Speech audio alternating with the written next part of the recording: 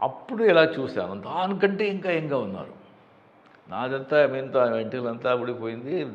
అంత బ అంత యంగ్‌గా స్కిన్ టోను, ఆ ఫిజిక్సు నాకు ఆశ్చర్యమైంది. "ఏం సార్ ఇది? ఏం రహస్యం? ఏంటి ఇలాగున్నారు చెప్పండి సార్" అంటే సార్ "ఏముంది రజనీ గారు, రెగ్యులర్ ఎక్సర్సైజు, స్విమ్మింగు అండ్ కొద్దిగా డయటు అండ్ 6:30 దానిపైన వచ్చి మేము డిన్నర్ అంతే. దాంట్లో అయిపోయాలి, ఫినిష్ అయిపోవాలి.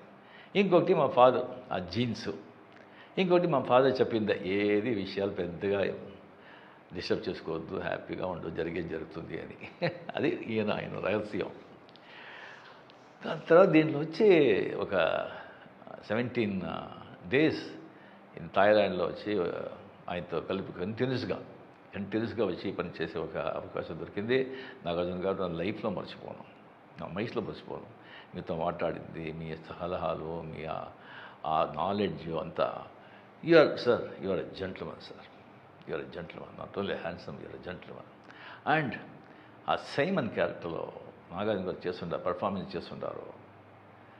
యాజ్ ఏ విలన్ నాకే వచ్చి నేనే ఇలా చేయగలను అనిపించింది.